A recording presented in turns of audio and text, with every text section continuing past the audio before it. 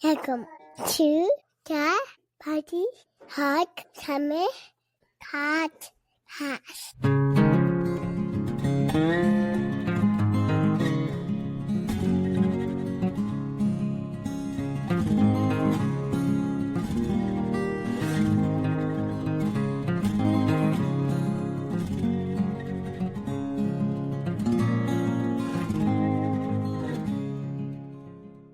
Hi, everybody. Welcome back. My name's Tyler Janin. I'm here with my co-host, Dallas Leduc. I need to apologize to all our loyal fans and listeners. We have not had an episode up for almost 2 months now. So Dallas and I, we just recently finished harvest. We are very glad to be back. I've been done for a few weeks now. Dallas just finished, so I had to beg him pretty hard to come on and do this. He's exhausted, is what he's been telling me. But I said, Dallas, we got to get a podcast out. I know. It's just, when you finished harvest there, I talked to you the one day and you said, I woke you up, you were napping on the couch. You were just done. But I was still geared up. We still had quite a few acres to go and I was still pushing hard. And then I know exactly how you felt. We got finished and then you've pushed against that wall for us 73 days straight. And when I finally could fall through that wall and come out the other side, I was flat out. I didn't want to do nothing for a couple of days. We're back at her here at the farm, and then all of a sudden the next stress level jumps right back up. Oh, man, look at all the fall work we need to get done. And it's not the beginning of September. It's the middle of October, and now we got to start our fall work. No, we're getting down to the wrong side of the calendar now here for fall work. Like any day now, that ground, it's going to turn into a rock. Rock, we already had down south in my southern stuff there. There was probably 4 or 5 inches of snow down there. It's 4-wheel drive country down there till that melts off. So, which is good. That's going to melt off, go into the ground and be some moisture. Now that's what my dirt needs. Yeah, well, moisture for next year. It's not going to do you much good right now, but at least it's there for next year. It's a start. Because it's unbelievable what we found out this year. Without moisture, you can't grow nothing. If you had one little slough, water ran down a hill and puddle up at the bottom, that crop down there was great. The rest of the stuff was pretty well garbage. So how was your crop this year? You did go out on your TikTok and talk a lot about how poor your crop was. Is that just for camera magic or storytelling, or is your crop actually that bad? To begin with there, at the end of June, our crop was heading towards the zero. At June, 20-something, we had crop written off because they come out, they did the yield estimate at 3, write her off, I sprayed it out, which seems wrong to spread a crop in June, but that crop was going to do nothing but try to grow stools and didn't have any healthy heads. It was going to be nothing. But no, I'm pretty honest on my TikTok channel. I kind of say it the way it is. That stuff we sprayed out obviously did nothing, didn't harvest it. Winter wheat we sprayed out. They said it was going to do 6. We sprayed it out. Mustard made 8. That's kind of, I was hoping for 10 or more, but 8. And that last 1,850 acres, last seeded durum we had, high elevation land, it's different. If you follow my TikTok channel, I try to explain that more, that chunk of the farm is so much different. You come from the farm to there is 700 feet up. It's cooler. It freezes earlier. It snows earlier. Heck, it's still white down there now. And we just finished down there and legitimately across that 1,850 acres, exactly a 40 average, and only 6 or 7 miles away, but off that high bench, off that high ridge, crop written off. It's unreal. It is unreal how much that changes in Dallas. A lot of people don't realize this. You and I actually live nowhere close to each other. We're about 3.5 hours apart. You're in the southwest of Saskatchewan. I'm in the southeast. The southeast corner, everybody around here probably pulled off one of the best crops there's been in over 50 years. In just a little area that my family farm is in, we missed a lot of the rains. We weren't dry by any means. We were on the dry side, but nothing comparison to you. But I think what had a lot to do with it is we had a below average temperature this year. It was a cooler year. Like, we didn't see many days above 23 degrees.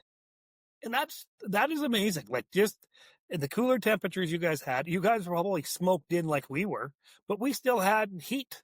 But we weren't crazy for heat, but we were so dry leading into it from the previous 12 months of June of 24 to June of 25, including snow. We probably had right around that 2 inches of measurable moisture. That's it. That's all for 12 months.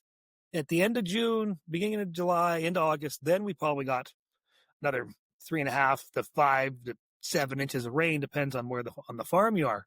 But that rain comes so late, it wasn't beneficial for the mustard, and it wasn't beneficial for the peas. It did help the lentils out, and it helped that very late durum. But so it's just shrinking down my crop insurance check. But, I don't farm for crop insurance. The last thing we do in the spring is go put the seed in the ground thinking, oh, this will pay good in crop insurance. I want a crop.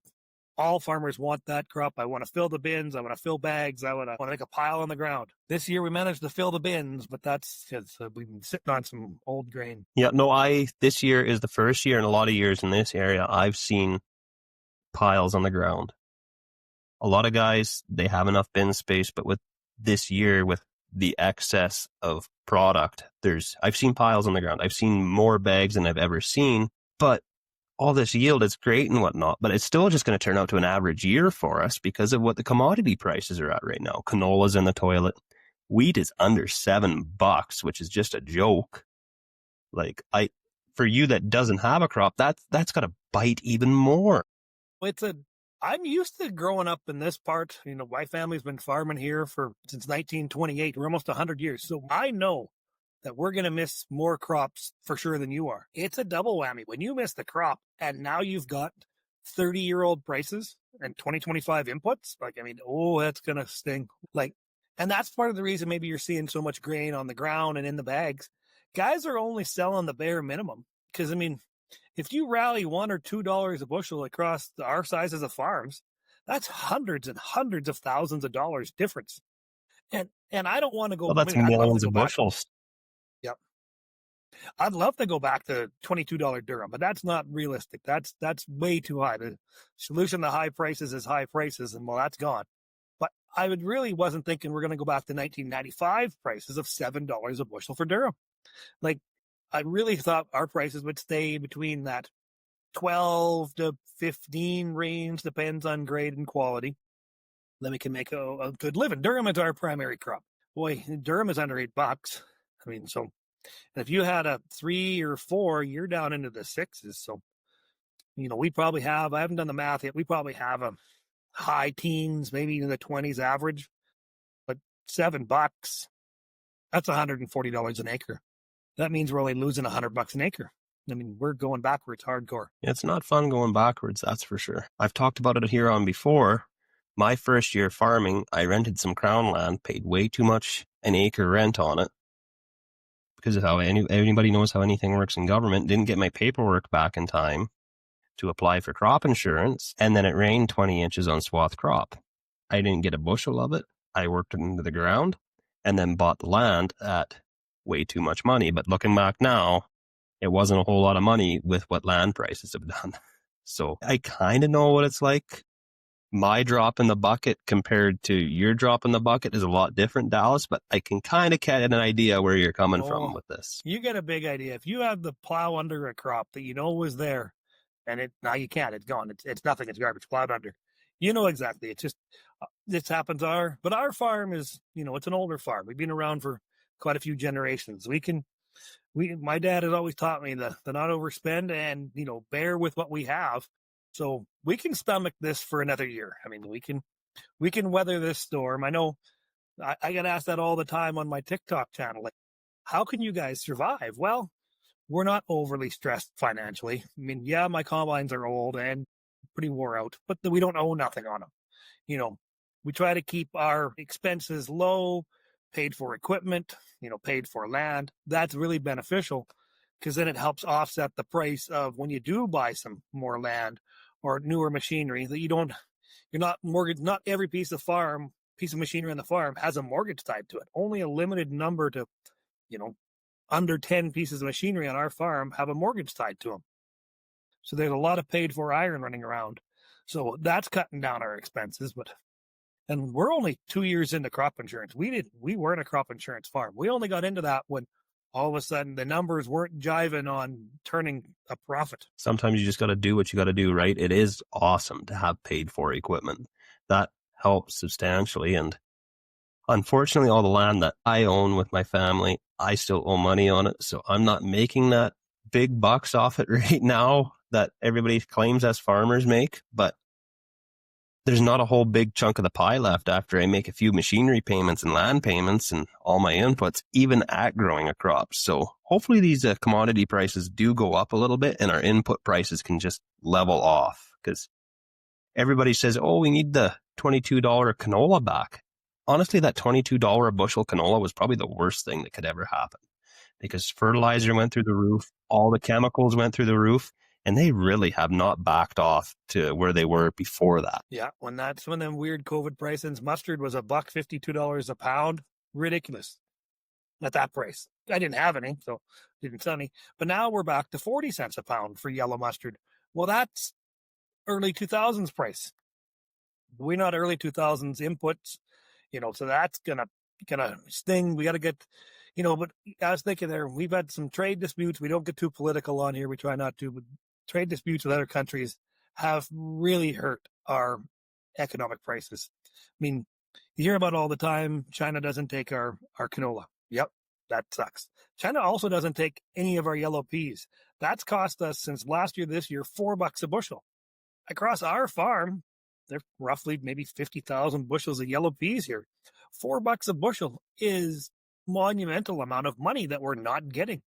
So if we sold now, but maybe they'll lift some trade barriers and some tariffs, we'll all get our little EV electric cars and we'll all be happier than two pigs and shit. And then, but if we can gain $4 a bushel across the peas, I'll drive an electric car. Well, that's all it is, really. Isn't that all that's holding it up right now, is that there's a tariff on Chinese electric cars? Like, if that's the case, not like people don't have to buy them unless they want them. Like, I don't see what the big deal is.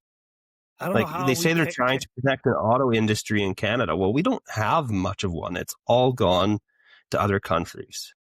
Like, I understand there is one here, but my opinion is it's probably on its way out anyway.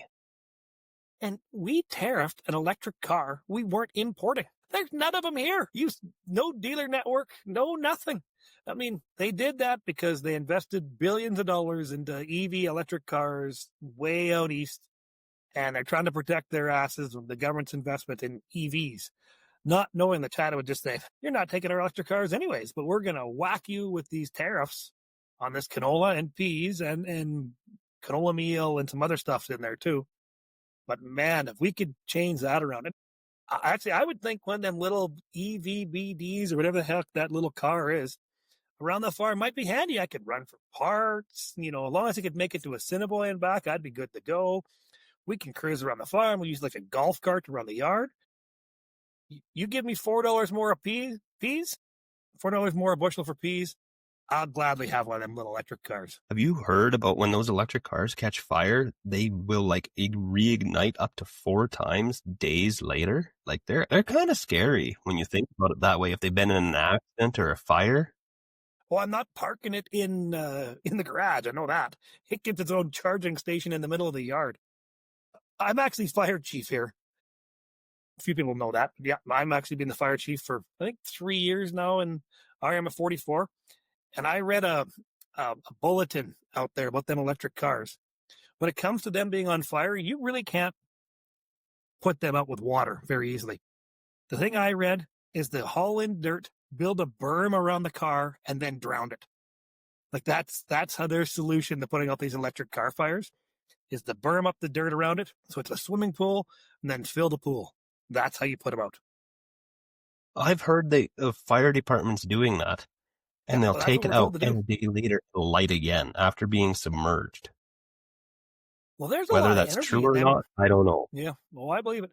There's a lot of energy in them batteries, even with the batteries dead.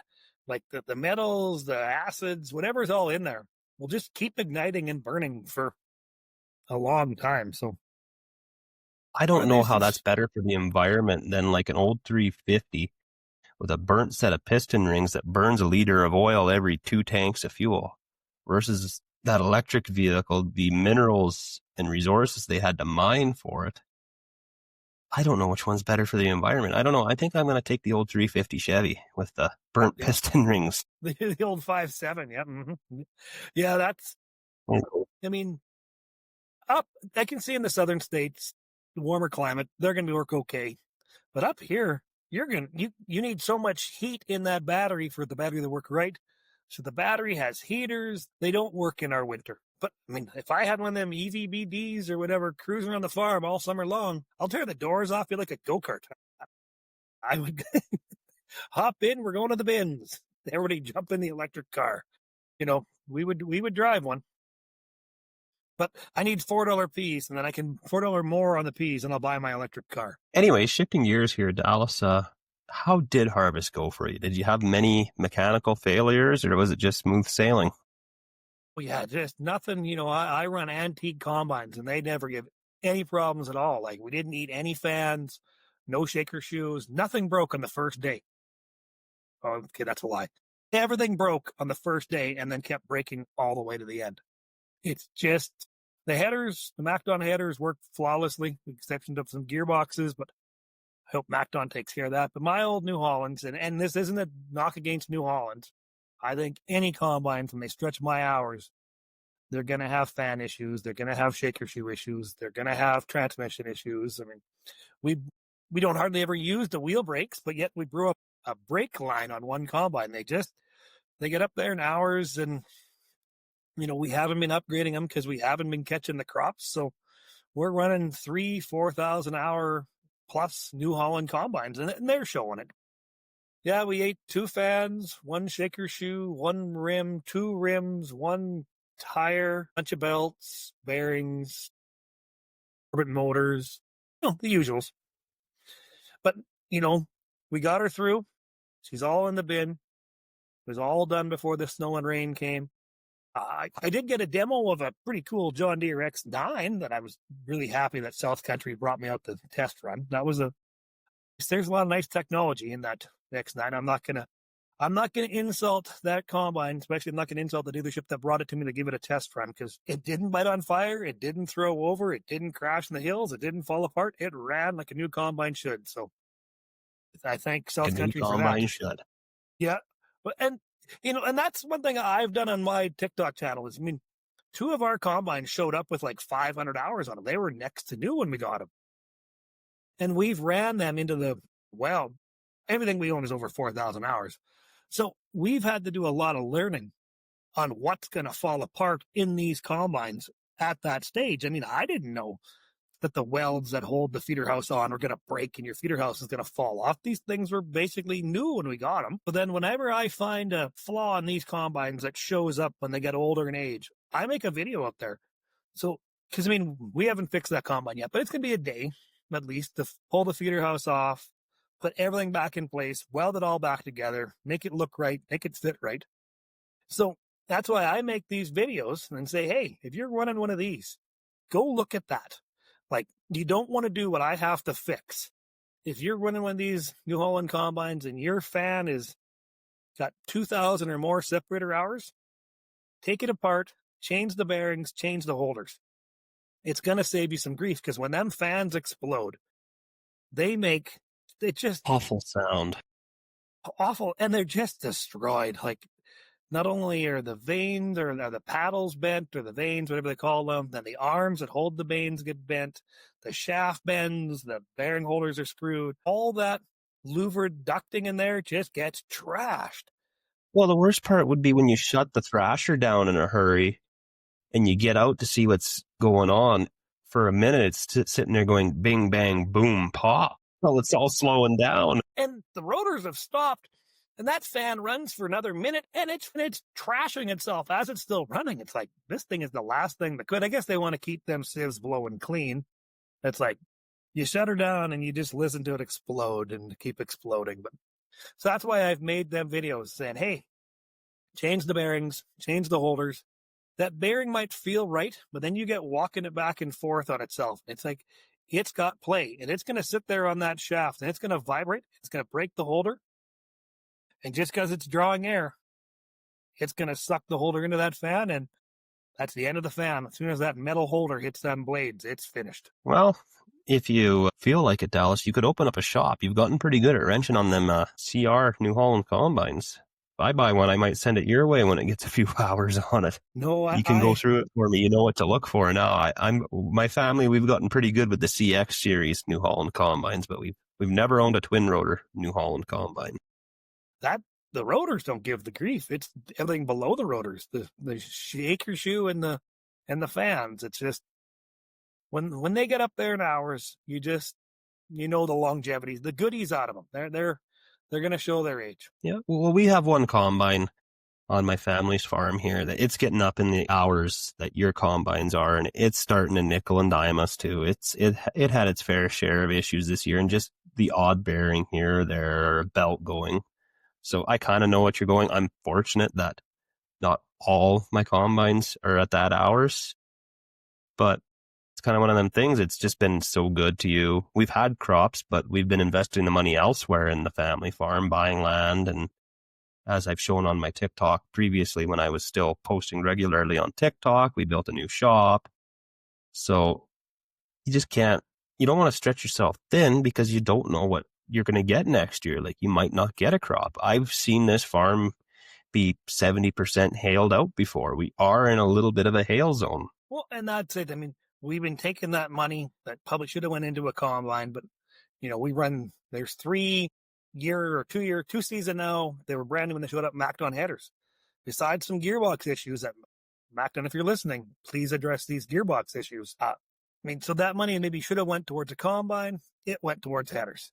We bought a second sprayer because the other sprayer was getting up there in hours. So instead of going for a combine, we have 2 sprayers. We lost the motor in a semi a year and a half ago. Well, that $50,000 maybe should have went towards a combine as a down payment. No, it went towards a new motor. So a lot of money that should have went to these combines went to other spots in the farm. But, we run 3 CR 9090s. We don't have to overly work all 3 of them to get us through the year. As long as we can keep 2 going, we're pretty happy. But we probably wrenched and fixed and repaired between taking them back and forth to the dealership. But Everassus on Assiniboia has been really, really good to us, helping us keep them going. If we don't wrench on them, they're wrenching on them. But we probably kept them 3 old combines going for probably less than a lease payment on 1 new one. So it's still cheaper, I guess, to run them 3 old pelters than one. We couldn't do this farm. You can't do acres with 1 combine. You need at least 2, and most of the time 3 to do our acres. So, we still kept them old girls going for less than the lease on 1 new one. And that's huge. And with a lease, you got no equity in that. You own those combines. They're worth something still the way they sit. When you're done paying for them, you get them. Not like a lease. When the lease is up, it goes back and you're standing there with nothing and no equity. Well, I'll let Combine World come up with the value of them combines when we're done with them, because that one I joked about it is that half the parts on this come from Combine World. I'm probably going to sell them all back to Combine World because, broke a hydraulic block a couple years ago. It come from Combine World. Hydraulic rams come from Combine World. Other parts, just the side shields, the sensors, Combine World. A big thanks to Combine World is phenomenal. Yeah. We've gotten a few parts from Combine World over the years. Last year, I had to get a door for a combine because we had wind catch a door on a combine and break. There were no new ones in C&H's system. Combine World had one. And fortunately, it comes off a CR combine, has the same cab as a CX combine. So I got a door off a CR combine for it. And I'm not near the Saskatoon location, but I'm near the Brandon one. They shipped it overnight. I called them about noon on Thursday. Friday morning, the door was sitting in Brandon.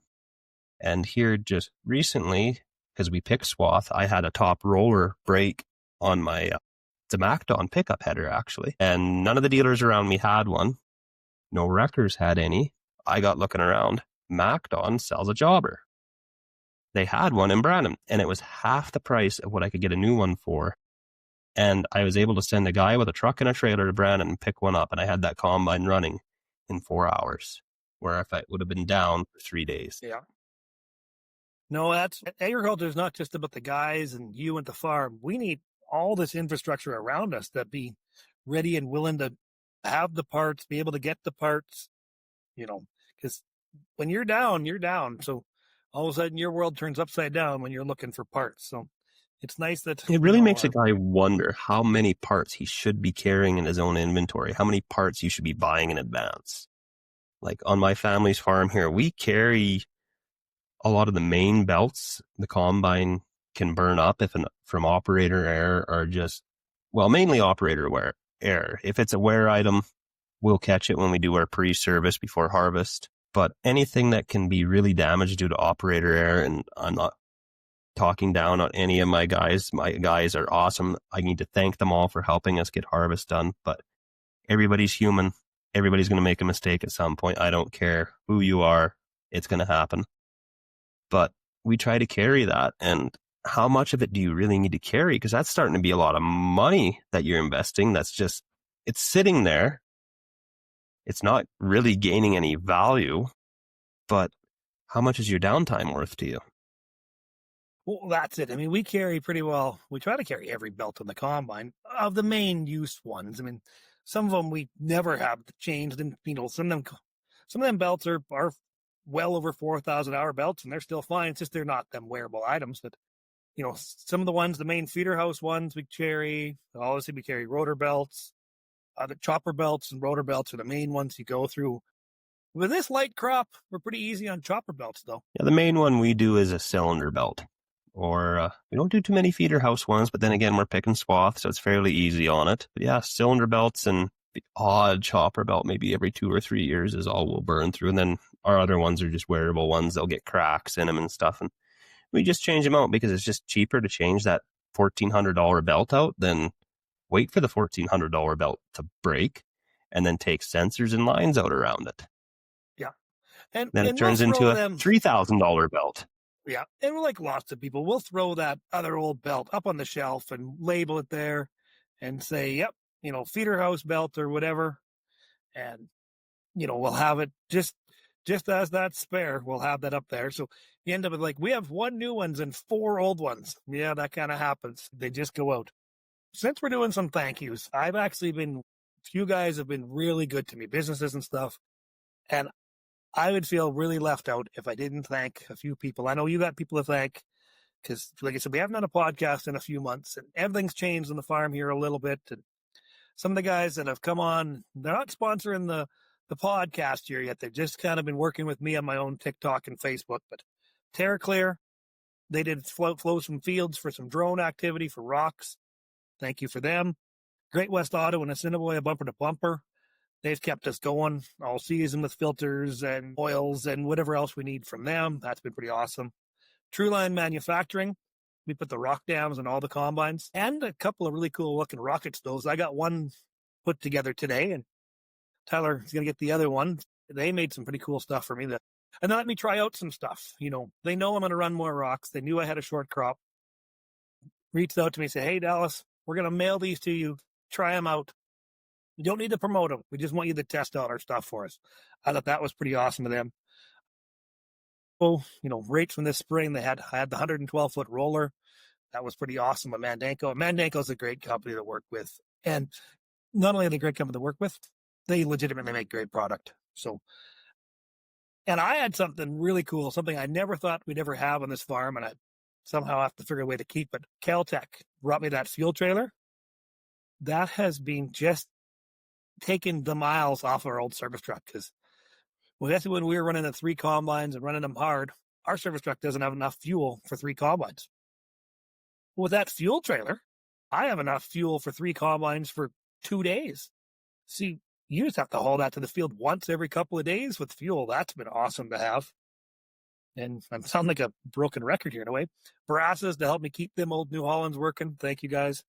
Combine World, also helping me keep them going. But the most important thank you I have is a split between the guys that work with us and my family. I can't do it without them people at all, or we can't. I say it's we. It's Dad and myself and my wife and my mom. We're all one operation here. And my brother took a week off of work. I had a hired man that had a funeral he had to go to, and it was on the other side of the country, so he was gone for a week. So my brother took time off work, come down, ran a combine. We wouldn't have got harvest done without him. My wife keeping us all fed and happy, and moved and picked us up and haul us over there and throw her schedule out the window when I want to move a combine or a sprayer across the farm. So big thank to hers and my guys, Tommy, Clay, and Lucas. Thank you guys. We can't do it without you. There's my big thank yous, because without all the people I listed in that group were nothing. Yeah, I would like to thank my local dealers. I'd like to thank Mazer Group, Rocky Mountain Equipment, and A&E Chickawin for helping keep us going, as well as Combine World. They helped us out too.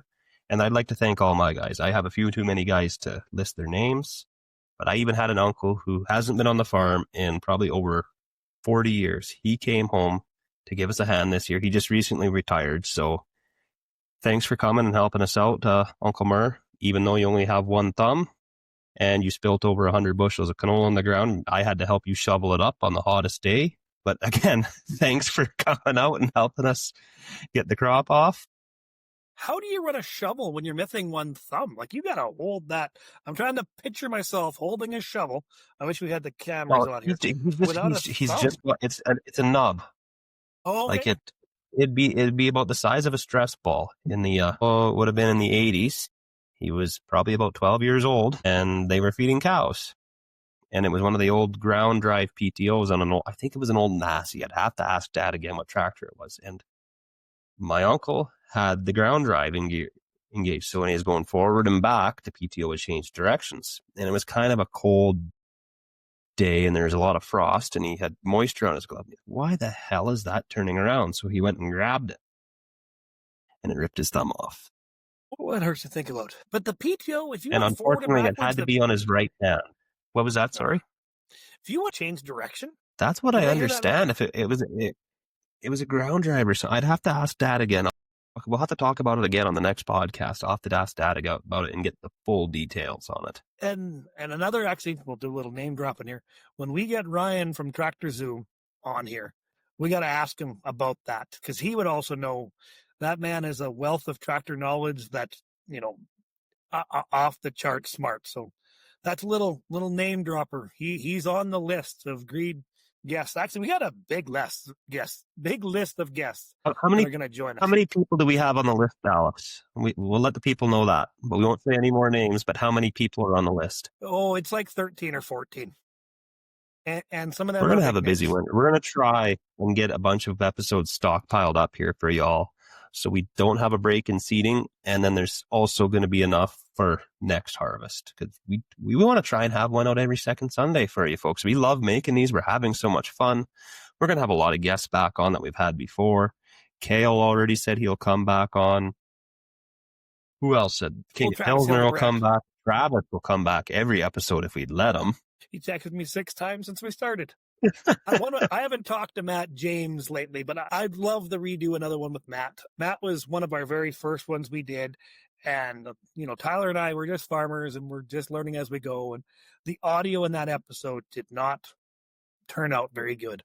And Matt and his brother, Andrew's his brother, right? Yes. Am I right on the name? Yep.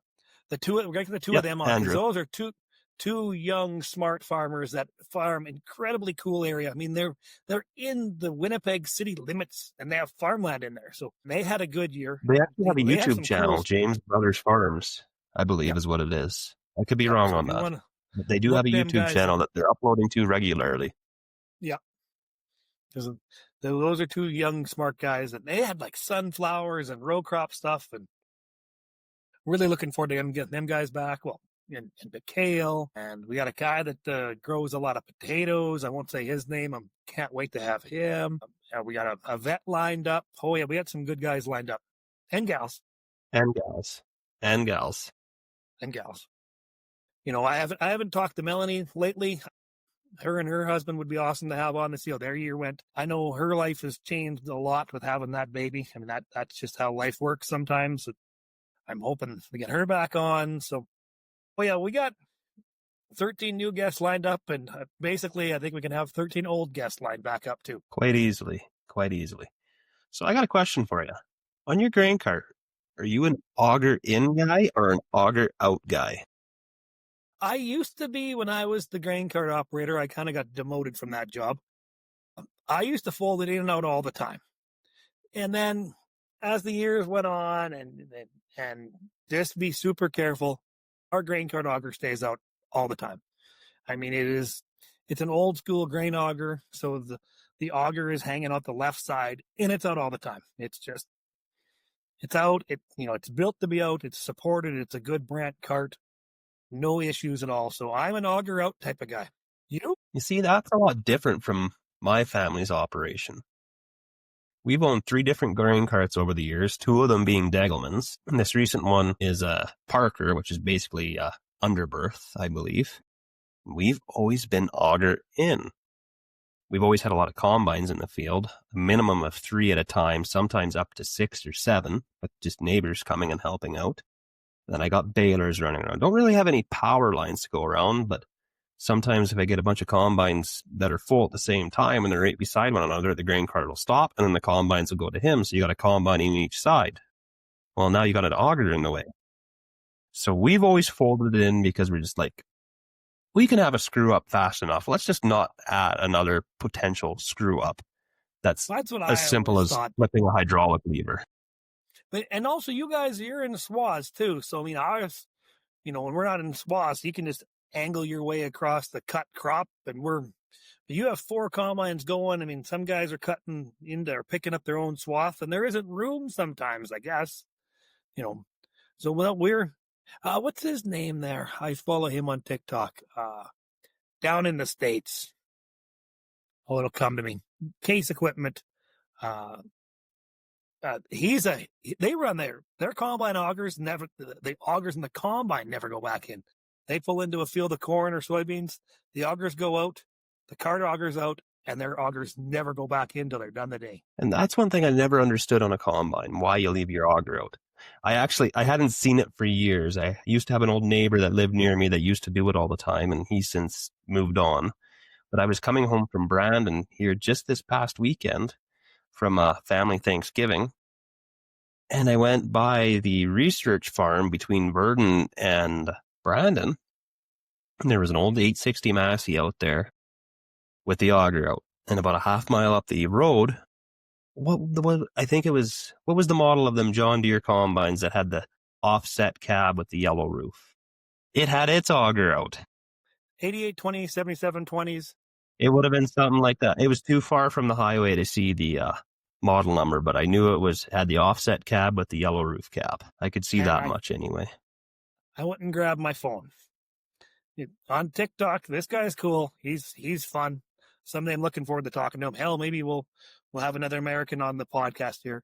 Aaron Spencer, 545. If you're on TikTok, he's one cool guy to follow. I enjoy his stuff, and so he's the auger out. Everything goes in the field. Every auger goes out. So he is, and he had we had a whole video series about that, which is, so that's pretty cool. So if you want to follow somebody new on TikTok, Aaron Spencer, 545. Here I am plugging other people's TikTok channel. Everyone knows Dallas.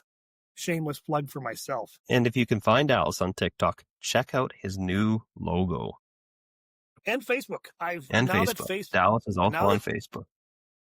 And I'm just Dallas Leduc on Facebook. And then now that Facebook has changed the reels and it's no longer 90-second reels, now I can load up to, I don't know how long, 10 minutes probably, reel. So I'm doing a lot of my videos, I'm doing on both platforms, Facebook and TikTok. Because when you got great sponsors that want to work with you, I got to promote them on everything because, and I won't promote something that doesn't work. I mean, I've had lots of stuff sent to me and brought to me, and good people have brought it to me. It didn't work. And I'm not going to make a bashing video. I'm going to thank them for what they have. I'm not going to make a bashing video. I'm not going to make a bad video, but I'm not going to promote because it's, but if you make it work, bring it back to me. I'll run it again. So what have you been up to these past few days? I haven't been talking to you much lately like I normally do. I've been busy myself, and you haven't been phoning me. So obviously you've been busy. Now that you're done harvest, what have you been up to? There's Thanksgiving, so we got that done. And unfortunately, I had a couple of funerals to go to on the weekend, so that was not fun. So I had to do that. Sunday, I didn't want to do anything. I just wanted to lay on the couch. And, the ground was white with snow, and it was nice and wet, and I didn't want to do anything. So I'm just happy we're done harvest. And well, actually, the last few days, I've been working on I took a 5-horsepower aeration fan off of a bin. I made a mount to go to our skid steer, plug into a receiver hitch. I choked down the discharge into the fan down to about I'll call it 4x6 hole on a 5-horsepower fan. And I'm going to hopefully set that up and blow some combines off, because that really moves a lot of air when you're using a 5 horsepower fan. So I got that ready. Tommy, my main guy, he was out deer hunting, so we had to do a little retrieval program yesterday. So he got his trail camera buck, which is a cool buck. So would have that been archery? It's archery season right now, isn't it? No, muzzleloader. Muzzleloader, okay. Yeah, well, doesn't muzzleloader follow archery as well? Yep, yeah, it goes archery first and then muzzleloader. I think there's a little break maybe in there, maybe not. And then mule deer and then whitetail. It's a whitetail. It's a nice 6x7 non-typical whitetail. And he calls me up yesterday. I was actually coming back from that funeral. And he's like, I know where he is. I'm kind of posted there. And I said, and he told me, if you walk up from the south, he should just run right towards me. And he's like, what's taking you so long? I said, well, I'm just leaving this funeral and I got to go home and get my muzzleloader. And he's like, what? So you're telling me, like, I can only push the deer to you? I don't get to carry my muzzleloader? Like, I have a muzzleloader and a tag. I am also going to be. And then before I got everything ready, I was heading down south. He calls me. The deer got up on his own. He got him. I'm like, damn it. Because I've seen pictures of this deer. I would have took him. He's like, you're not going to shoot my deer if he's standing there at 25 yards looking at me? Yes, I am. I used to do a bit of hunting myself, but unfortunately my guts won't allow me to eat wild game, and my wife won't touch it. I don't believe in trophy hunting, so I just leave the hunting to guys that can eat the meat and use it. Other than that, I don't got a problem with hunting. If you have the courage to come to me and ask for permission to hunt on my land, I'm just going to tell you, give her. You wouldn't believe the amount of American bird hunters we have come up in our little area every year. I bet you I've shook 30 hands here in the past month of just guys coming asking for permission, or guys that have been here for years and years coming back like, hey, is it okay if we go again? Yeah, give her. Yep. And that permission, that's the big thing. You know, our home quarter here, it's got 4, 5 half-mile long tree rows. And there's always birds in them tree rows. And, you know, a lot of guys have stopped by and asked permission. It's usually maybe the outside 2, but not the inside ones. You can walk them. But the problem is the people that give them the shitty name is the guys that don't ask permission. You show up to the house, you knock on the door, you come in with your map and where you want to hunt, and you shake my hand and you're nice and respectful. God damn it, I'd like to go hunting with you. You know, best of luck. But if you show up here and start walking the tree rows or hunting on our land without permission, I'm sorry, sir, but you can't hunt here. You know, and all it takes is you don't show me the respect, or our family the respect it deserves for being the landowners, you're out of here. But if you show up, shake hands, you know, the please and thank yous, you know, the respect I think the landowner deserves. Go hard, buddy. Like, you know, the only thing I want back is a picture of you with a big bird or something like that. You know, that's all I need, you know. Best of luck and see you next year. And that's the big thing, is you got to show that respect. You show it to me, you're getting it back. You don't show me respect, get off. No, absolutely. We're very much the same way, and we don't really have a problem here. Anybody that comes out of the south, they always stop in and ask, and normally we end up having a conversation for 2 hours plus. So it's really fun to talk with them and just ask them how their year went and stuff. Like our regular guys that come back every year. I actually have some guys that live in Regina, and they don't do bird hunting. They just do deer hunting, moose, or whatever they can get drawn for. They've been hunting and camping on our land for over 20 years. We've had over a 20-year relationship. And how it got started, Dad was talking to one of the guys of the group, buying cat parts out of one of the Caterpillar dealerships in Regina. It's just amazing how things can snowball that way. And now it's a 20-year relationship with them coming to hunt. And, you know, and in the year they miss, it's kind of like, oh, damn, I didn't get to see old Pete this year, huh? You know, or things change. But yeah, well, they got drawn for moose one time, and they were striking out, and a big snowstorm came in. So they got drunk that night, just absolutely drunk. We didn't party with them that night. Anyways, Dad goes over in the morning, bangs on the camper door. They're like, what do you want? We're hungover. And he's like, did you get your moose yet? No, we're going back to the city. He says, get in the goddamn truck. What do you mean? He said, we're going to go get you a moose. So Dad goes out, and we kind of know where the moose hang out in this area. Dad takes him out and says, I know there's a moose in this pasture. This is my pasture. And I don't know why, but he took a 2-wheel drive farm truck that time. So he's basically pushing snow with the bumper. And these hunters, they're sitting in the front and back seat, just about ready to hurl, because anybody knows what it's like driving in a truck that's power hopping through the snow. Well, that's what's going on. Dad gets on the radio, Tyler, we're going to get a moose. You might have to come get us. We might get stuck. So Dad pulls up, and not even 300 yards off the front bumper of the truck, Dad looks at him and says, there's your moose. Oh my God, he says, that's the one I've been wanting to get. Bang, got his moose. They couldn't believe it. 15 minutes later, their eyes were there with the tractor. We lifted them up. They gutted them and skinned them. We loaded it in the back of their truck. They were gone to the meat packer. Yeah. We couldn't believe it. They talk about that story all the time. And the truck rides way better once a moose is in the back, too. Goes through more snow, rides better. I just realized I forgot to thank our local McCord Fuel Company, McCord Co-op. Without all that good Gojo juice, we'd be in trouble. So I left out the co-op because that's our fuel provider. And then we went to direct drop-offs this year.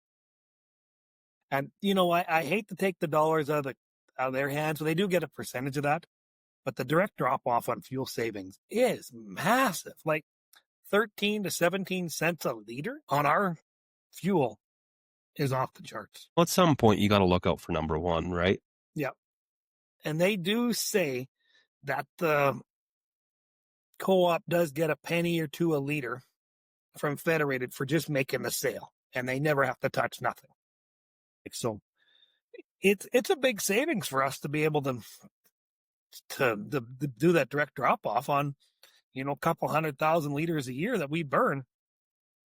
17, 15, 10 cents a liter. That's 20 to 30 grand a year just by changing how the fuel's being delivered. I do that, and I can maybe afford to upgrade a combine after a year or two. So enough about me there, Tyler. I know you've been pulling some wrenches on doing some maintenance on some tractors there. You want to tell the world about a couple of these tractors and what you've been doing with them? Yeah, so we were just out doing some fence today, and I had one of the hired guys come on the radio and say, yeah, I got a coolant leak on this tractor. The buzzer's going off, so whatever, go over, check it out. Oh, maybe you just blew a little hose. We can fix it. I go over, and it's lost all its coolant, and I'm in the middle of building fence, so whatever. Get in the truck. We'll go back to the yard. We'll drag another one out of the shed, and you can just run that one. So get him switched out, go to finish my day fencing. Dad and I go over, pour some water in the tractor, get it home, figure out where the leak's coming from. Well, the water pump's leaking on it. And normally a person would be angry about the water pump going on their tractor. This one, I could give two shits at the water pump went. Not that I'm mad about it. Not mad at it at all. I love this tractor, actually. Everybody loves this tractor. This tractor's probably got about 30,000 hours on it. That's the original water pump. That water pump when that water pump was taken off that tractor, or wasn't on that tractor, it was new in a box. And that tractor was new in a box. So that's pretty impressive. If a guy knew how many times that water pump had spun around, I can just afford to think buy of new that. combines. If we got $1 for every hour. But that, another thing, that's 37,000 hours. Yep, water pump goes out, it's due. Last year, I think we changed 2 of the 3 water pumps on our combines in 2024. At like 3,500 hours, they went out. They shouldn't go out at 30. They should go out at 35,000 hours, not 3,500. Isn't that I old guarantee stuff? you the water pump that I put back on that tractor here when the new one shows up next week, it won't last that long. I'll be surprised if it makes a couple thousand hours. And it's unfortunate our stuff isn't made like it used to be. Those tractors are a prime example of its stuff ain't built like it used to be. Like we got that 2094 that's got over 40,000 hours on it. We got this 2394 that has worked hard its whole life. It used to run a drill. It used to run a 30-foot cultivator. It's ran a baler all its life. Like it's worked hard. And it just shows you take care of something and it's built well, it will last. Well, they were telling me too, some of the fence you guys are redoing, like that fence wasn't built last year. It wasn't built 10 years ago. It was built a century ago. Like you're talking like a 100-year-old fence. It's probably more than that. So this fence I'm taking out is on a section of land that myself, my cousin, and my brother bought. It's pasture ground, and the fence around it has T-posts in it. And we used to rent this land for years, and fortunately we're given the option to buy it here very recently. So we bought it. And the fence, the posts are okay on it, but the wire's getting bad on it. So it was time for it to be replaced. But the interesting thing about this fence is it was put in World War II by prisoners of the war. There actually used to be a war camp on this section we own. Unfortunately, there's no remnants of that left anymore. The only thing that's left is the fence. So it's kind of neat to think that this 4 miles of fence that we're working on replacing was put in by prisoners of the war. 80 years ago. Exactly. Well, the war ended in 45? Yep. That's a long So ass time ago. some people maybe argue, well, you should leave that in because it's history. And at the end of the day, it's just a 4-strand barbed wire fence. Well, and sometimes you have to completely tear things right out. They get overgrown with bush, and then it's hard to maintain. You got to tear it out, cut it out, put it back in. Yep.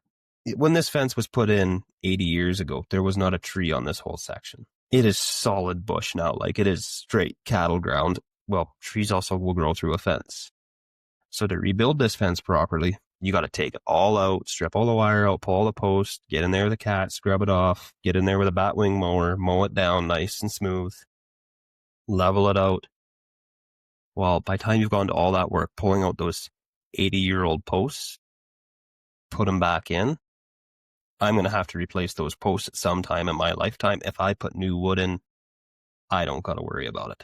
So yeah, that's just how things work. Sometimes you have to do the extra little bit to get it done 100% right. And the interesting thing is, did you know most quarters aren't square by your GPS on your tractor? Like, you'll drop an AB line and you can go 0 degrees and your quarter line won't match up. No, yeah, we're not measured. One, we measured off the survey pins, and this section's not very far off a correction line. If you drop an AB line at 0 degrees, it is bang on. Really? Yeah, we're out by like 2 degrees all the time on straight north and south. you get away from some of ours in our area, and you can be up to 6 degrees. But being that this one's like, it touches a correction line almost, it's a half mile off a correction line. It is bang on. I could not believe it. We were fighting with the GPS because we're putting fence and we want to stay on the edge of the property line. We're fighting. We'll go the half mile and we'll drop an A point and then we'll drive to the other end, put a B in, and then we'll run it back. It's not lining up. And I got mad. I said, screw it. Got lined up perfectly at the one end with the survey marker. Just put an AB, 0 degrees, enter, drove, went right to the other end, bang, right on. I'm like, okay, well, I guess I know where we're putting the stakes in now. Yeah. So I think the John Deere GPS is a little more accurate, on going on true north versus, I don't know. There's somebody to explain that to me, and somebody's going to correct me on this, between true north and magnetic north, and yeah. So I was looking that up yesterday because I wanted to figure that out.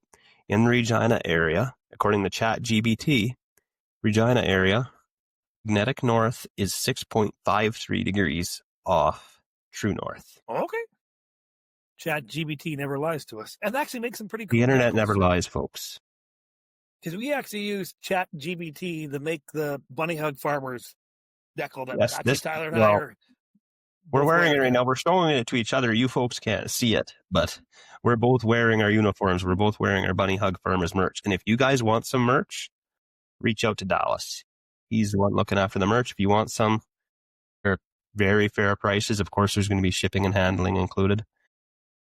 Might be a little bit of delay in it right now with just what's going on with Canada Post. But if you want something or have a family member that would like some for the holidays, feel free to reach out to Dallas on his TikTok or Facebook. We're going to do a big order here before Christmas. And actually, I went through Little Town Apparel, good Saskatchewan company. And man, are these the most super soft, extra comfortable T-shirts ever made, though? Well, that's what everybody says. Why some of that stuff online, and it just feels like garbage. And no, this is like a tee that you buy at Mark's. Like, it's comfortable. It's good quality. Like, Yeah. It's just kind of a decal they put on the shirt. That might fade over time, but the shirt's going to last for years. Yeah, well, and so soft and so comfortable, and then the bunny hugs are the same way. They fit on the big side. So if you're even me, I'm a 2XL. I'm actually my 2XL is too big for me. I have to go back to just an XL in their bunny hugs. Everything's a little bit, but it's so comfy. I can't wait to wear it more because I'm getting kind of like the Welkers. I find in a lot of my videos, I want to be wearing my own merchandise in my own videos, but at the same time, some of my people that I work with in the farm, I'll gladly wear their merchandise too when I'm out there doing videos and working. And we also use ChatGPT to make your logo that you use on your Facebook for your profile picture. How did you I have my little dude there, looks roughly like me. How did you get the Bunny Hug Farmers decal on that guy? So how I started is I started saying, I want to make a image. This is what I want it to say, and I want the person leaning against the letters. So they just made a random person. Okay. So I went onto your TikTok, watched one of your videos, and when there was a good shot of your face, I screenshotted that and said, okay, make this person look like this person in the video. And it asked me, do you want it to be realistic or cartoonish? Okay, make it cartoonish. Got there was a lot more back and forth than that, but this is the simple down version. Kind of got the picture to where I wanted it. Okay, now I want the Bunny Hug Farmers logo on their shirt. It says, okay, well, show me what the logo looks like. So I uploaded a picture of our logo. Boom, done. That's awesome. Danita gave it the okay. Yeah, the Chief Cook and Bottle Washer gave it the okay. You know, I had one guy say, well, the goatee's not long enough on that. Well, I said, it's not always going to be this freaking long. This is my harvest goatee. It's about 6 inches long now. The facial hair is the hardest part about it to get it right. Like I'll say, just like you call it a goatee and it'll be like a Santa Claus beard. Then you say, give it just a chin beard is generally what you got to call it. And then it'll get it close. No, it looks good. I might do some merch with that too. I don't know. I've been asked in the past. In Little Town Apparel, I'll just go to them first because I know they'll do a good job at it. So that's kind of what I want to do. So what else have you been doing? Got that fence picked up, or are you still working at that? We're still working on it. I got another 1/8 of a mile to go on the stretch I'm doing now. I should get the post in there tomorrow. I'm hoping, and maybe a bit of wire stretched. I got another 1/2 mile I'd like to do this year, but the neighbor's got cattle on his side of the fence, so got to wait for his cows to be off, and then we'll hopefully be able to do that 1/2 mile. And there's a few little spots where there's some sloughs. We're a little on the drier side right now, which works good for putting new fence in sloughs. I got some heavy steel posts with chain eyelets welded on them that I'm going to put in, and steel doesn't seem to rot in water the same as wood, but see, I know it's a lot heavier. Is that them like 1.25 inch ones with the chain eyelets on? A bit of neighbor down south do that, and I was eyeing up his fence, and it's like, that is well built. Yeah, so all we're doing is we're using a 3-inch drill pipe that they use on the oil rig. And then we just bought general, like 3/8 or not 3/8, 5/16 chain. Just torched the middle link out and then just welded a full link on. So then we'll just go a smooth 12 gauge wire and just wire it to the post. Oh, okay. The ones I seen down south, they're about 1.25 inch, like sucker rod. And then they have the chain links, but they're all cut with a slit and just pried open. And it looks like they just drop the wire in the 4 spots and they just twist the post to kind of lock them in place. See, we thought about doing that, but with that small rod, it's easy to do. But with the big pipe, you got to pound it in with a pounder. Well, you got to make sure your pipe stays clocked the right way, where the link is pointing towards the wire. So the way we do it is, if it doesn't line up, you just wrap the smooth wire all the way around the post, and you can still hold it and your wire won't slip down. So that way that he did it works great if you use small stuff. If you're using big stuff, unless you're going to volunteer to come swing the sledgehammer to Dallas, I'm going to do it my way. And that's another thing, back to that fence that was put in by the prisoners of the war. I'm doing with a post pounder, and it's taking me some time. That was all put in on the end of a sledgehammer. And the corner braces, they cemented the corner braces in. So could you imagine the time it took probably 30 to 80 men to do that? That's a lot of work. And I wonder And what. it's fence is straight as an arrow. Like a lot of fences you see guys put in the day, they get a little wave in them. No, this one is straight, which you can't, with the parts you can see that aren't grown in by trees, straight as an arrow. I wonder, can you do any research to see where some of them prisoners of wars come from? Like, did you have like German prisoners of war or Russian prisoner or Japanese like that? I wonder. I I wonder. would presume it would have been Germans because there is a bit of German people or people from Germany in the area, like not in our area specifically, but not far away. So I'd presume it was German. I'll have to do some research into it, and maybe we can revisit this another day. But Yeah, I'm sure they'll. Hopefully, I'll a have to look into historian some will correct history us books on and this. see if I can find something. That, that's the Smith in the corner braces 75, 80 years ago. That's just extra cool. Like that's. And I they guess don't they look were like a making. corner brace that we build today. Like it's just a T-post that's sunk in the ground with two angle braces that just go down to the ground and then in. Like it's not Okay. like the corner braces we build today with two posts and then you got your rail on the top. And they went a full half mile before putting a brace in. You couldn't do that with today's barbed wire. So Dallas, this is kind of a question that's way off topic. And this is just going back into your TikToks back in the summer, kind of back going into the topic of the drought you're going through. You were having some well issues. Did those ever resolve themselves, or do you need to come up with a game plan? Do you need me to bring my father-in-law out and we need to witch you a new well? Well, we got the new well. I mean, years ago, well, not that many years ago, 10, 12 years ago or so, we dug a well at the north end of the yard that's trenched to the cattle, to the barn, to the pump house, and then to the shop, which I don't know why when we trenched to the shop, we went 300 feet away from the house, went to the shop. So the house well is just on its own, and that well is from 83. It's an old galvanized cribbing. And I'm sure the holes are rusted off in that well, and it's basically doesn't produce any more water. So I don't show it every time I do it. It's every 2 weeks. We set up all the garden hoses and you throw them in the well for a day. And you just fill the well back up with garden hose water from the shop. So I need to get a backhoe out here and get some trenching and tie into the pump house and eliminate the house well and just go directly off the north well. So I need to get that done because right now it's easy in the spring and fall and summer to throw some garden hoses together and fill a well. But no, I'm going to have to do some trenching. So if you want to show up with a backhoe, bring your father-in-law, but make sure you also bring your backhoe. I got a backhoe, but I can find one.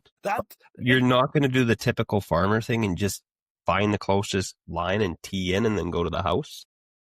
Well, we're going to go to the pump house, which is only 300 and some feet away, and then we can set up a manifold. The manifold's already there. It's actually got a spot in the manifold. We can tee off of it and go to the house. I just got to dig it all in. That's smart, because a lot of other farmers' houses I've been to, including our farm, the water will come from the pump house, go to the oldest house in the yard, go out to the water bowls, then go into the shop, then feed back, and go here and go there. Or it'll come out of the oldest house, it'll go through the next newer house, then that one will go out to the main yard and through here. That's how it is here.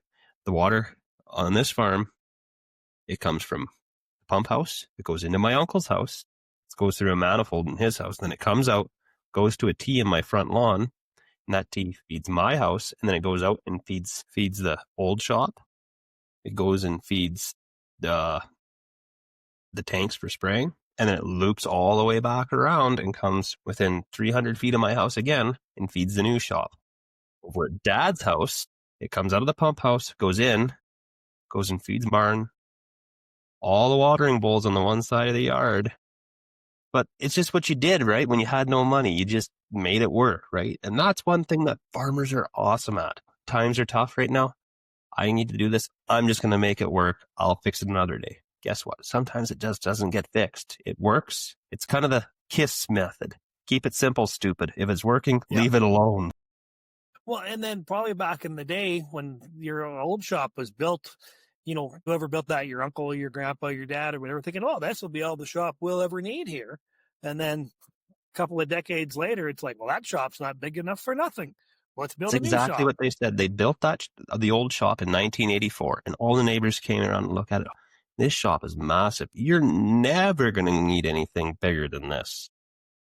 Well, guess what? Combines got bigger than an L2 gleaner. Like, our current combines we have now have a 14-foot pickup header on them, and that won't even fit through the door.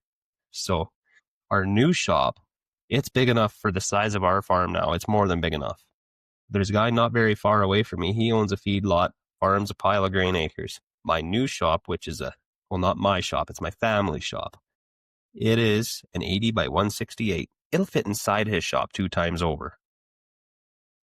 Hopefully I don't got to replace this shop, but I'm very grateful to have it. Yeah, that's what we need to get, some more cold storage. We can turn what we have as cold storage into heated shop, but it still won't be 80 by 150. It's 54 by, I think, 132, which will be, but that's the problem with missing these crops. I mean, and just keeping our head above water. Yeah, we can keep floating, but we're not going full forward. We're not upgrading machinery, and we're not freaking doing the shop the way I want. But I guess that's what they say. It's next year country. So we'll grin and bear it and get the next year, and hopefully things get looking better. And that's one thing that we got to be really resilient on. We just got to keep telling ourselves it's a next year problem, or there's always next year. And that's why there's so many problems sometimes with mental health in Saskatchewan. And there's something out there for it. It's called the Farm Stress Line. Their number is 1-800-667-4442. There's no charge for using their services. And if you qualify, you can get up to 6 hours of free counseling. It's a stereotype that us farmers have battled for years, that we don't need help. Big, tough farmers and ranchers, we don't need help. And then, if somebody had any mental issues, you just look down on them. Times have changed. We all need help. Not all need help, but I mean, you can't look down at somebody for wanting to try to pull themselves out of these holes. You have to know that if you go out looking for help, you're going to find it.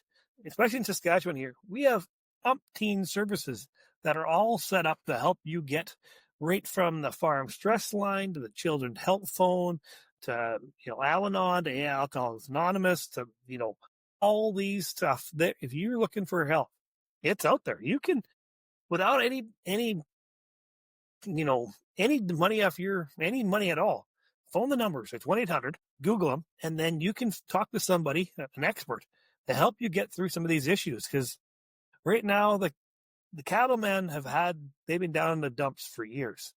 Now the things are looking up for them. God, I hope it can be a good calf crop for them. But right now, the grain producers, especially guys in my part of the world, that we missed the crop and there is no price.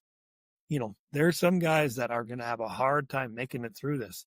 I can't help out financially, but I can help out by saying, if you need to talk to somebody, call these numbers. Call that Farm Stress Line, 1-800-667-4442. There's going to be somebody there to help you talk this through, because you know what? You're not alone. I'm not alone. There's people that are all having a tough time with this right now. If you need to talk to somebody, say what's on your mind, get things off your chest, because it's stressful and it's not any fun. But even worse is when you don't deal with some of these issues. You can just bottle and bottle and bottle them up until you explode. Please don't do that. It is not good for you. It is not good for your family. It is not good for anybody. We beg you, if you need help, go get help. You'll be glad you did. I actually I actually had somebody reach out to me back in the early summer saying just us talking about this on this podcast gave them the courage to go and ask for help when they needed it. It was awesome to get that message. So if I know we've helped one person, I know we've helped more than that. And I'm not doing this for my own coup. No, it's just a factor of life that, everything in life is stressful. Things have changed so much in agriculture in the last, agriculture never stops developing. And it's stressful, and the only thing we can't control is the weather. And obviously sometimes the politicians that screw up the prices, but that's a different story. But all that stuff just adds to our stress level of how sometimes awful. I mean, this is a wonderful career we're in, but sometimes it's the most awful thing in the world to deal with is the stresses of farming. But all you have to know is you're not alone. You can talk to professionals. They'll help you get through this because we all want to get through this. So, Tyler, with that big crop you guys had, did you bag anything or everything went to the elevator or you have enough bin storage for everything? Fortunately, I do not have enough bin storage. We are probably close to over 100,000 bushels short on storage on our farm. We don't have a bagger. We don't really believe in bags. We've seen too many horror stories happen and have heard many more the problems that can happen with bags. So we have done piles on the ground in the past, and we do have one Quonset with a cement floor that we have filled with grain. But generally what we'll do is we have an elevator like 4 miles away from the main yard. So we'll contract roughly 80,000 to 60,000 bushels of grain, whether it's barley, wheat, or canola, to the elevator because we got to make room for it. And generally our grain buyer there is pretty good to us. We get a pretty fair price. Yes, prices is lower at harvest time, but when you look at it, if you go put it in a pile or in a bag, you got all that time of going and cleaning it up. And people say in farming, your time's nothing. Well, no, your time is valuable. That's time away from your loved ones. That's time away from something else you could be improving on your farm. So we just look at it that way. We got a lot going on here on this farm. Like we have cattle, we clean grain, and we're farming a decent amount of grain acres. So we've always got something going on. And we do probably about 99% of our own maintenance and repairs to all our equipment. And generally anything that needs built that can't be bought, we build. We're skilled that way too. So we always got a lot going on. So we'll take that extra, even if it's $1 less, we'll take that because one, it gets it gone and you don't got to cool it. You don't got to run a fan. You don't got to worry about it spoiling on you. Once you dump it in that pit and you get your elevator or seat, it's not your headache anymore. Yeah, and cash is king. And that's fall. You know, all of a sudden you can pay down some of your input bills, pay off the fuel bill, get the men all paid up. Cash well, that's just king. it puts that year-end cash in the bank account. So now you got the cash because we pre-buy a lot of our fertilizer and stuff. Well, end of October into the beginning of November, you got to start paying for that stuff. And that's a lot of dollars. Like you're talking millions of dollars. So it doesn't hurt to dump that grain and then you're not relying on your operating note. Yeah. See, I think I jinxed ourselves. About 3 years ago, I bought a bagger at an auction sale. I thought we had a big winter wheat crop coming and the bagger hadn't done many bushels. It was in really good shape. It wasn't far away. I bought a bagger. I bought 6 bags. We've never used it since. So I have a 9-foot bagger for sale in 6 bags. If somebody wants to buy one, I might have $5 on me. that 9-foot bags are a little bit smaller, but I don't think they're worth more than $5. I just hope they're still, I would think always being stored indoors. I hope they hold out. You know, they're in a sea can, so I think they'll be fine. Just There's one no thing that bags. scares me with bags is my neighbors had it happen. They had one out in the winter and a snowmobiler went right up the middle of one. And it split open like a banana. And here they had some this year and nothing touched it. And it sat there for a week. You know, one day it just ripped wide open. I don't know how they do that because I got the old family chat fired up here, and my brother-in-law they had good crops up there northwest of Swift Current. 300-foot bag with Durham. She's wide open from one end to the other. They just pop and split. So see, and that's the thing that really turns my family farm off on bags. Is you put it in a bag, but if it splits open, what do? You got to do the cleanup then that you would have had to do regardless if you put it in a pile. But are you going to clean it up out of that bag and then go put it in another bag and hope that one doesn't split? No, you're going to take it to the elevator and get $1 less a bushel. Like you should have done the first time. I actually got a Snapchat from Kale today because a lot of the people that Dallas and I associate ourselves with in the podcast, we've actually become pretty decent friends with a lot of them. A lot of the people here that are closer to my age, I talk to them almost daily. Kale being one of them. And one of his neighbors has a bunch of grain bags out there, and they went with square bales and stacked the square bales 6 high around the grain bags to keep the deer off of them. And I said, well, what about the birds? And he says, I don't know, but at least the deer aren't getting it. Well, another one that I follow here, thinking about these bags and birds. Do you follow that Arm River Agro on TikTok? Yeah, well, Eddie he's the was guy out you to the had moon. over doing He tracks, right? looked at the tracks there. It's a shameless plug that's nothing in it for me, but just to say, first of all, Eddie's a cool guy. Follow him. I think it's Arc Farms, Arm River Agro. But they sell bags there. And he goes on and on about how tough their bags are.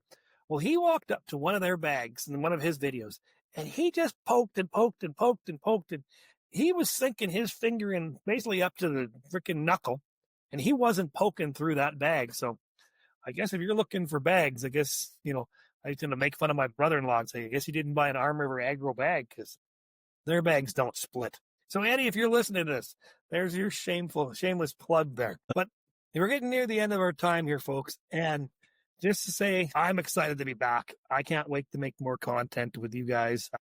Looking forward to talking to some of our guests and see how their years went, because you've heard that Tyler and I are both ends of the spectrum. He had one of the best crops ever with a shitty price, and I had one of the shittiest crops ever with a shitty price.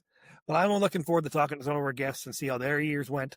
So we're going to make another one up here right away and try to get back in the queue and keep getting loaded up and keep having a good time, because this is, I must admit, some of the highlight of my year is making these podcasts and making my videos. Because sometimes when this farming's at a low point, you need to have something in your life to take you to a high point. And I really find being a bunny hug farmer has really raised up my fun level has definitely increased since we started this podcast there, Tyler. Yeah, no, mine too. It gives me a lot more to do than just sit at my chair and just scroll TikTok. I actually get to sit and talk and have good conversations with really good people. And I've got to know so many great people. Like, you and I have become great friends over this. And when we started this, we were two strangers. I was just a guy through a friend of mine who's also a friend of yours that just wanted to come on an episode of a podcast. And then I ended up being part of the podcast, ended up being one of the creators. And it's just snowballed into something so fun. Yeah. Well, that's one thing. Like, I mean, I listen to a lot of good podcasts out of the States, like that Farm for Profit. They're really good. Rob Sharkey's good. The Millennial Farmer, when him and the Master Pipe Layer did their Off the Husk podcast, that was one of the best ones out there. So I really enjoy those guys' podcasts. They did a great job at it. But that is so much different, that agriculture where they're at, than what we have here in Western Canada and even the northern states, North Dakota, Montana, and Western Canada is so much different than the southern states and how we're set up and how our farms are all different. So that's why when we started this podcast, I didn't think I was going to learn as much about other people's agriculture that I have. And that's what excites me the most, is to learn how different operations are set up. Like, I didn't know that Melanie, that female farmer, that they load their air drill with a grain cart. They load it in like 2 minutes. I didn't know that. Things like that have just been awesome to learn. And I can't wait to talk to our next 13 to 20 some guests we're going to have on here in the next year and just keep her rolling. Yeah. You might have to learn how to do some editing, Dallas, because it sounds like I got a lot of work ahead of me. I'm looking for a sponsor and getting the guests lined up. So that was our deal. No, it's been great, Dallas. I really appreciate doing these with you. Having a lot of fun. Like I said, made a lot of great friends doing this. Talked to a lot of great people. This is a lot of fun. We do have a special episode coming up soon. We're going to eventually start doing it where you can actually see us. We're going to start a YouTube channel here soon. All the episodes that we've done so far will be on there, but it'll just be our logo. But we got one lined up with a special guest that it's going to be the three of us, and you'll get to see us here talk in our houses. Alice and I will be in ours. Our guest will be in theirs. And then when you find that guest... Is that the guy that's going the bung bung? We won't say any more than that. Oh, okay. Yep. But if we can find some equipment to do in-person podcasts, that person is also going to be the first person to do an in-person podcast with the three of us sitting together. Yeah, that's the guy that's going the bung bung. But that's one thing. Like, we are looking for a sponsor. Maybe somebody off that list of people I've mentioned before or whatever. I don't want to do it for the money, but I would like this just to be able to make a better product. I don't want the the money in my hand. That's not what I'm doing this for. I just want to make a better product, better cameras, better mics, to make our guests be at the best level they can be at, just to make a better product for all of you guys. I'm not looking for money. I don't do this for the money. I do it for the love of agriculture. So that's all I want my sponsor to do it for too, is help us out to make a better product. Well, okay. So and we're getting up here in time. We're over an hour and 20 minutes, folks. I hope you enjoyed this. Tyler and I are just getting back at it. Heck, we forgot how to do half the stuff we're doing, but we're learning again here. Like everything in agriculture, you're learning something new every day. So I thank everybody for listening and telling your friends and maybe buying some merch and then helping us promote this agriculture, podcast called the Bunny Hug Farmers, because we have had so much fun, and I can't wait to have more fun with all of you guys and my special main host here, Tyler Janin. Thanks, everybody.